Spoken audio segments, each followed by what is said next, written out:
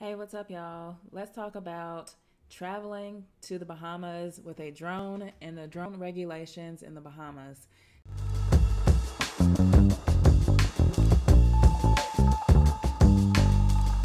First started to plan for my trip to the Bahamas.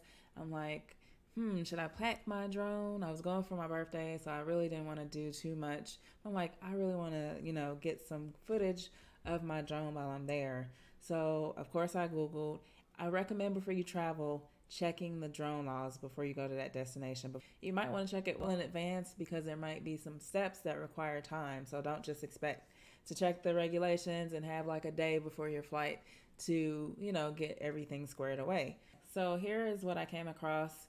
Of course, you have the uavcoach.com, and once I saw in the search results that I needed to work with the Bahamas Civil Aviation Authority. So I clicked on that, and what I had to do was type in owner name, my email, my phone number. Looks like phone number is optional, but mailing address, my drone make, my drone model, drone weight, drone serial number, and if I was a citizen or resident, and then I submitted. By the way, if you're not familiar with how to find your drone serial number, if you have a DJI drone, you remove the battery. This is an example of the Mavic Air 2, and it's located in here. It asks for the weight as well, so you should already know that. If not, you can look at the specs of whatever drone you have. Once I submitted that, I then got an email. The first email came from a no reply email address from this, and it said CAA-B drone registration submission. So it just had a confirmation. It looks like it emailed to myself and the drone support of the CAA, which is the Civil Aviation Authority. The next email came from Keisha Lloyd, and she asked me to state the intended purpose for my use of the drone while in Bahamas, whether or not it will be used for recreational or commercial purposes. And that's very important because if it's used for commercial purposes, there is like an additional fee. Dates that you will be traveling to the Bahamas, start and end date, the specific areas of operation you'll be flying your drone, your registration certificate or license. I talk about in a previous video how you need to register your drone if it's over a certain rate. Even if it's not over a certain rate and you want to register it with the FAA, it's $5 to do so, and you get a FAA registration. So if you don't have that, then you need to have a copy of your registration, and then a scanned copy of passport.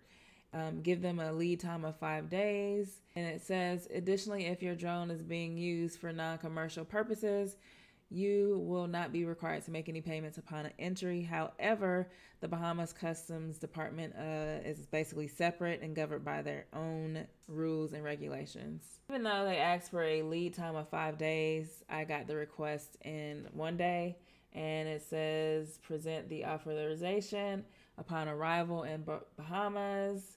And then basically in the attached, it says that you have, authorization for 30 days after that date.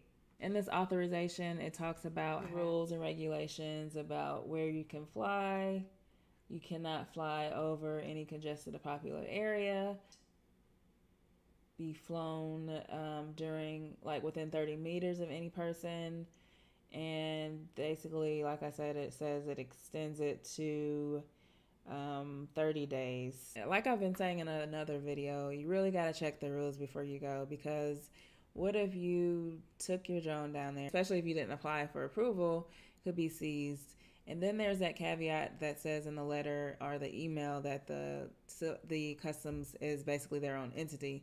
So there is been a lot of comments of people saying that customs will charge you a certain amount to bring your drone in, and some people are like, I'm not doing that, so they'll check it and leave it with customs, and that's not something I'm prepared to do, because who knows if you'll actually get your drone back. So there's a little more additional drone fees. So if you're coming in as a commercial pilot, meaning you're going to be making money from whatever drone flights you do, customs might require you to pay up to 50% of the value of the drone, and you can get that money on the way out. Okay. I don't know if that's actually going to happen. I haven't done it. I literally went down there for my birthday and wanted to do personal flights, so did not do any commercial flights during this visit, but know that there is a possibility you might have to pay 50% of the drone's value. And I've read on different forums that, you can't lie about that value because that's something that they can look up easily.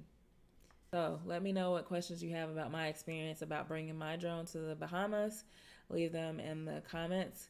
I hope you enjoyed this video. Be sure to subscribe and turn on the bell for notifications. And if you got value out of this video, please share it.